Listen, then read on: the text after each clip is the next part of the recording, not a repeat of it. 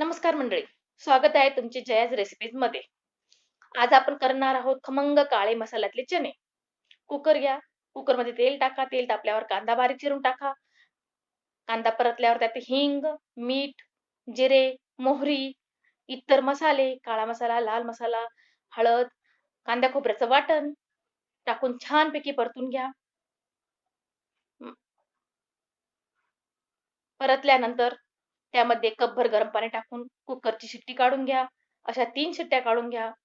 माझी रेसिपी आवडल्यास मला लाईक करा, शेअर करा, सबस्क्राईब करा, कमेंट करा. मला तुमच्या सपोर्टची गरज आहे. कुकरचे झाकण खोलून घ्या. बघा किती छान दिसतात आपले काळे चणे.